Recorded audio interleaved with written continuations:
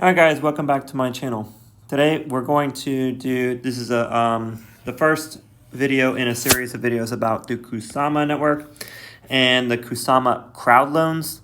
I'm not going to go into too much detail on how Kusama or Polkadot works, but this video is about the projects that are building on top of Kusama and the projects that you can participate in their crowd loans, and the ones that have already completed their crowd loans and which are now currently parachains, which means that they're blockchains basically that connect to Kusama.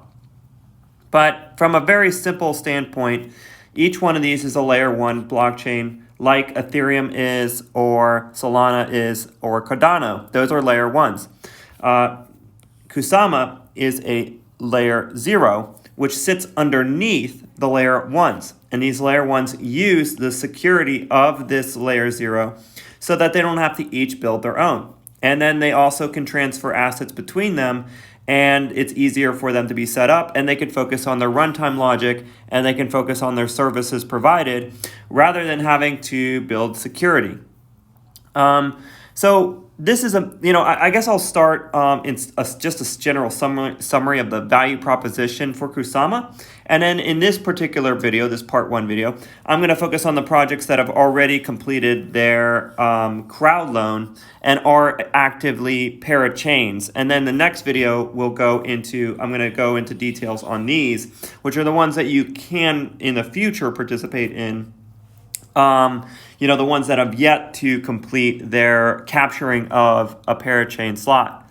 And if you're a little confused about how this is all working, I highly suggest you check out some videos on what a parachain is, how Polkadot works, how Kusama works, somewhere else, if you're generally confused about what I'm saying here. But to go into a basic summary of the value proposition of Kusama, Kusama is a foundation, like a layer 0, and these are all layer 1s, right? And many people, when I hear them compare Polkadot or they compare Kusama to other blockchains, they say other layer 1s, like Solana. Solana is like one of these projects. Ethereum is like one of these projects. Cardano is like one of these projects. But look at all these projects that are building on top of Polkadot and Kusama. So this means that this foundational layer has a higher probability of hitting a home run because there's so many layer 1s building on top of it. And that, as a value proposition from a fundamental standpoint, is quite enticing. There is a huge opportunity here that the market does not understand. Every time I hear someone talking about the Polkadot or Kusama ecosystems, they don't understand it. And I've been in this space. I've hit several home runs. I understood Bitcoin before anyone else did. I understood Ethereum before anyone else did. And I believe, once again, here I am evaluating a layer 0 protocol, which did not exist and does not exist hardly anywhere else in the market. And few of the market actually understands how profound this is. So to give you a basic analogy of how profound Kusama or Polkadot is, consider it the foundation, which I've heard Michael Saylor say Bitcoin is like the granite layer of Manhattan. But in fact, Kusama is better fitting of that analogy. There is this one little, granite structure, which means the foundation, on which businesses can build their foundations. And they will be less expensive, and they will have the value proposition of proximity of existing on desired land space. Because this operating within, so if you're operating in this layer of Kusama or Polkadot, so this is Kusama and this is Polkadot. Let's imagine this is Polkadot and this is Kusama. Okay, so let's say when you're inside of this ecosystem, your cost to talk with the other platforms, to communicate with the other platforms, is less expensive. Now, there's a bridge into other systems, and that has a little bit of a cost. It's not much, but you will be here in desired land. And so there's a huge value proposition of being on these networks. Whereas if you're in Ethereum, you will have to use a bridge into the other systems. Or if you're ADA, Cardano, you will have to use a bridge to communicate, and that is an extra cost. This bridge is an extra cost of doing something called MAPS, multi-blockchain applications, multi-blockchain applications, okay? So in the future, there will be multi-application blockchains, and what they do is they share the workload. So like all these projects can represent the foundational layer of dApps. So let me do it like this. So if you imagine them as being a foundation, so I'm going to actually do the analogy right now. So this is Kusama, and now this is the apps on top of it, and then multi-app applications will be the next layer. They will be off, they will be on these, they will be the layer 3, or the layer 2, I mean. So this is layer 1, and this is layer 0. Like, few people understand the proposition that is Kusama and Polkadot. And all these layer 1s can now support applications that operate within them. And they could also have like ETH, which is off-chain, and the applications can sit on top of that as well, which can communicate with these other systems. So, so that is what a map is. A map is a it could be, these projects, each one of them has human beings behind them. So you can have humans building specialties here, humans building specialties here, humans building specialties here, and then you can have a new specialty which uses the specialties of these two teams. And this could be a third party that builds this. Okay, so you can start seeing how the value proposition of the stack exists in blockchain, and this Kusama and Polkadot are a foundational layer that allows for this layer 1 infrastructure to exist, so that they can communicate with each other. And like I said in a video long ago, I'm going to put the link right here. Go ahead and check it out. This is like owning the highways and the roads, and that's something that's a high value proposition for Kusama and Polkadot.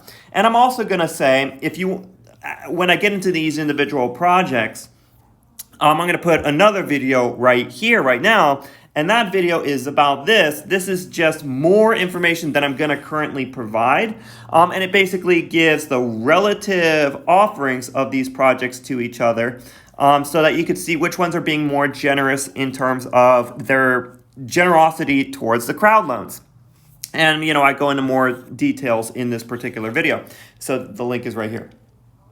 But now so now that I hope that you understand the value proposition, the general value proposition of Kusama, I'm going to go into, these are the projects that have already completed their crowd loans. So you can't really participate in offering your Kusama up to gain some of their tokens, because they've already become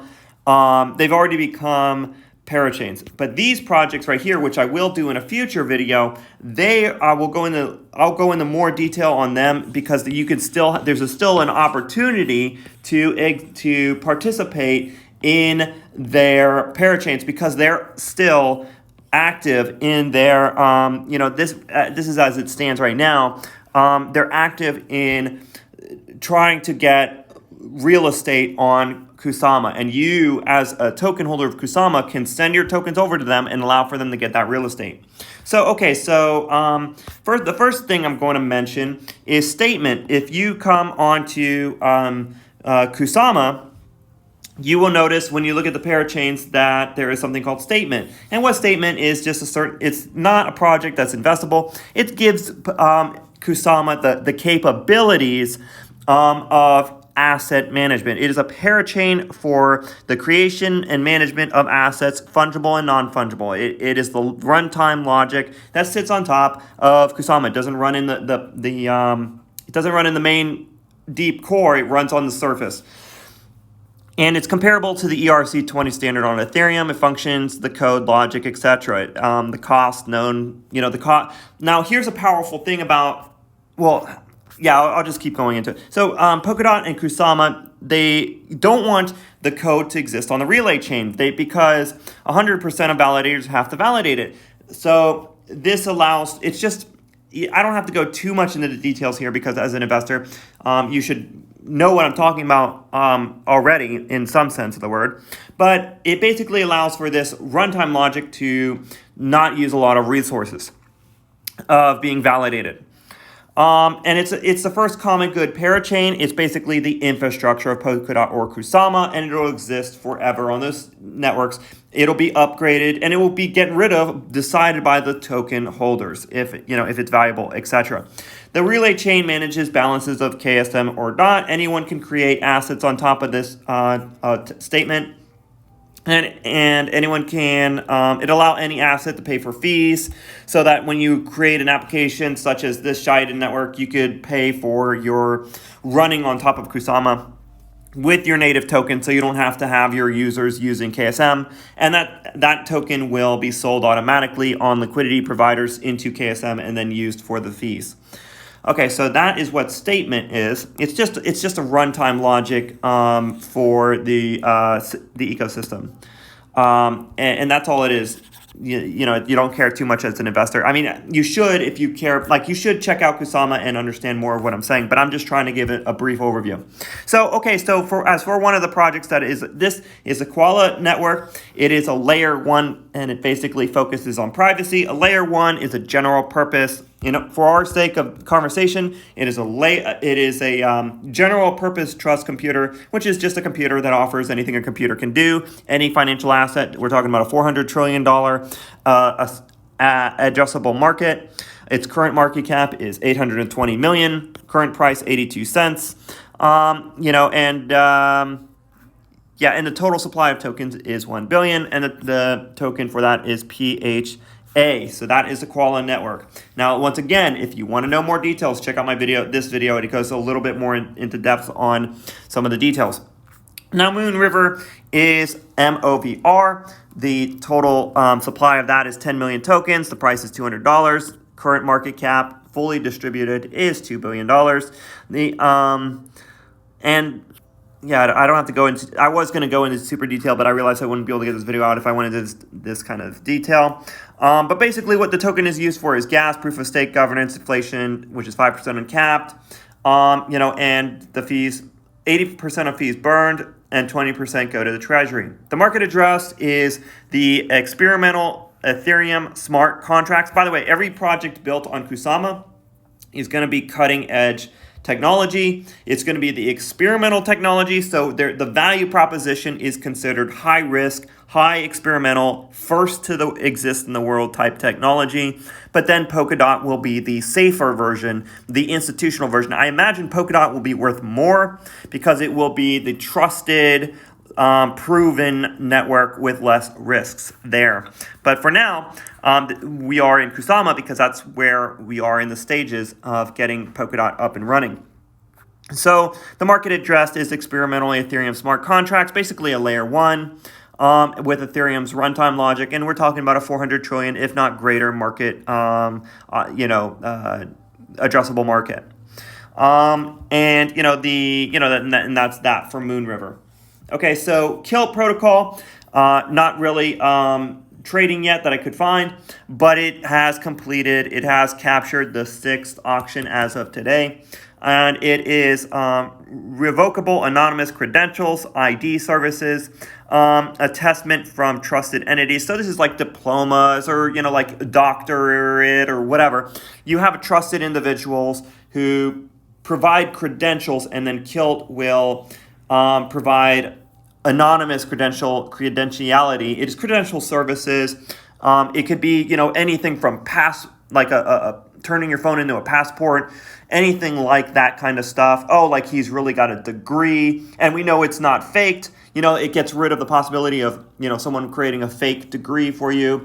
It makes you, as a consumer of credentials, you can actually trust the credentials that are being offered. And I actually imagine this will be a pretty big need in the future. Even rating products, ensuring that products are valid in that they have 5 stars and they're really not 5 stars from people who didn't buy the product. So credentials could be anything from products to individuals. But I think that Kilt's current version is focusing on individuals. The addressable market for that, I think, is about 10 million to 100 billion, maybe bigger.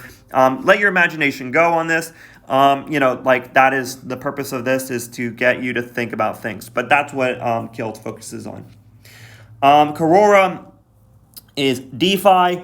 That is distributed finance. We're talking about another. This is a 400 trillion, if not greater. Derivatives, swaps, lending, etc.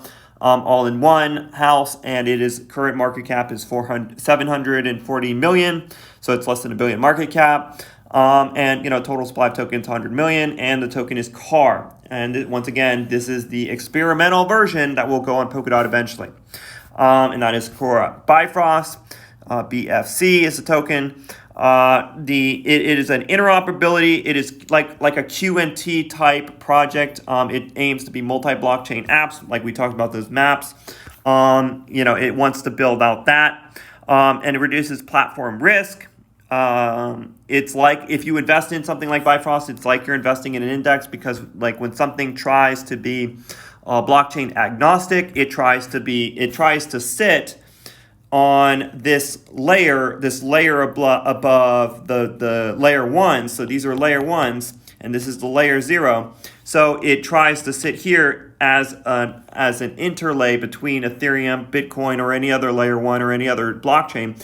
It tries to sit on top of it. So that's a good investment strategy there. And the market cap for this one is 1.2 billion fully diluted. And it reduces platform risk, et cetera, et cetera. Private, public data separation, and that kind of thing. So it's another layer 1, but it's above. It actually is above the layer 1 as an infrastructure type project. It's comparable to QNT if you've seen my video on that. So, and then Shiden, another layer 1. We're talking about another. It's got bridge capabilities, and its fully diluted market cap is 350 million fully diluted, and the ticker is SDN, and this is a trust computer, general trust computer as well. So that is the current projects that are sitting on Kusama. And one last thing I wanted to go into before I leave is what that means is Kusama, and thus Polkadot, will have DeFi, developer tooling, privacy services, bridge services, liquidity, Oracle's cloud, and etc., etc., etc., because all of these layer 1s that sit on top of it. So the value proposition for something like this is very, very valuable, and it's amazing that the market doesn't understand this yet. But when there's this disconnect between what actually is and what people are investing in, it's just buy it and hold it for the long term. Not investment advice, but that's the way I see things. Like I've made like a lot of money from just buying something and just holding it. And we're talking years, not like months. Like I've seen some people, they think on the monthly time scale. No, like the market is very illogical in the short run. The market is very wrong in the short run. The market only cares about hype in the short run. I don't care about any of those things. I care about the physical forces that lead to an inevitability from the forces of physics, from the forces of what must be, from the arrangements of the elements that are involved. And that's what I like to invest in. So finally, here's an example of why Kusama or Polkadot could be considered valuable. One of the projects, such as Kilt, which is the inspiration for this video, is why did you choose this instead of Ethereum or Cardano or Solana? Why did you choose Polkadot? Well, it's because they have fixed low costs, and let me tell you something. This fixed component is extremely important because you want to know in advance the cost to do transactions. Why do you want to know in advance? So you can estimate costs of doing business. It creates an ability to know what your cost will be and what your products and services will cost to consumers, and you can create projections from that. If there's variation in that, it is much more difficult to do. But because you know the cost in advance, subsequently you can estimate product cost, and you have predictability. In previous systems, they are supply and demand based. Gas traffic costs are impossible to predict and provide. So it's impossible to predict what your product costs will be. On Kusama and Polkadot, that problem is solved, et cetera, et cetera. So you can know in advance what your cost of operation will be. All right, guys, so that's a summary. These are the currently live products. All of these products that I talked about here are currently live. These are the live winners of the parachains, and they're live offering services and building out their services today, and they will eventually move to Polkadot, and these are the ones that will be offered soon. And you can participate in locking up your KSM to receive their tokens, and I will go into that in the next video. All right, guys, until later, I hope this video provides some valuable content, and I'll get after it and try to start getting the details of these opportunities that are coming up in the ecosystem as the auctions unfold.